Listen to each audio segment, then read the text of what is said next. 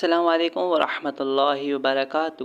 شیطان جاری نے اپنی اصلیت کھول کر سامنے رکھ دی۔ مدافع حرم اہل بیت علیہم السلام سے بغض کی انتہا۔ سید ابراہیم رئیسی مظلومین کے لیے مسیحا تھے اور دشمنوں کے لیے سیسا پلائی دیوار کی مانند تھے۔ یقیناً ان کی شہادت کا جہاں مسلمانوں کو غم ہے، وہیں کافر اور منافق کو بہت خوشی ہو رہی ہے۔ خوشی منانے والوں میں شیطان جاری بھی شامل ہے۔ جی ہاں، یہ وہی شخص ہے جو سب کو کافر بولتا ہے سوائے اپنے۔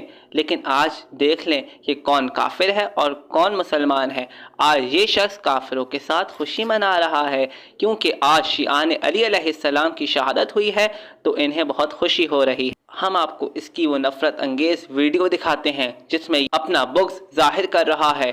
تو خبروں میں آیا کہ وہ ایرانی، میں نے نیوز میں بھی دیکھا پروگرام سے پہلے، کہ ابراہیم ایران کا جو صدر ہے منافق، قاتل، بہت بڑا قاتل ہے، اس نے بہت سارے لوگوں کو قتل کیا ہے۔ ابراہیم رئیسی یہ بہت ہی خبیث آدمی تھا۔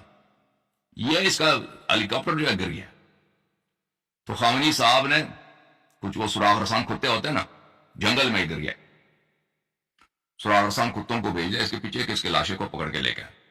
تو امام رضا علیہ السلام کی یوم ولادت کے موقع پر الحمدللہ رب العالمین ایک منحوس جو علماء کا قاتل تھا، جو صالحین کا قاتل تھا، اتنا یہ خمینی صاحب کے زمانے سے، یعنی سنہ 1980 کی دہائی میں یہ قتل پہ معمور تھا، یہ ایجنٹ تھا کہ اس کا کام یہی تھا کہ پھانسی دے دو، قتل کرو، ٹھیک ہے نا۔ تو بعد میں اس کو امام رضا علیہ السلام کے روزے پر اور یہ بہت ہی جاہل ان پڑھ آدمی تھا، اس کو فارسی پڑھنا بھی نہیں آتا تھا، اس کو قاضی قضات بنا دیا، صدر بنا دیا خامنی نے۔ اب اس کو مارا کس نے؟ مجھے تو یہی لگتا ہے کہ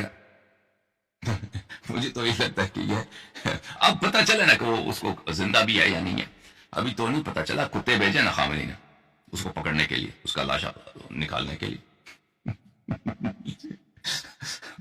وہ جو کتے ہوتے ہیں نا، سون سون کے اس کو، اس کا لاشا کہاں گر گیا؟ وہ اب وہاں پہ تو رات کا ٹائم ہے، وہاں پہ جنگل میں رات کو شاید ہو سکتا ہے کتے ڈھونڈ لیں اس کو، نہیں تو صبح اس کو پتہ چل جائے گا نا، صبح تک۔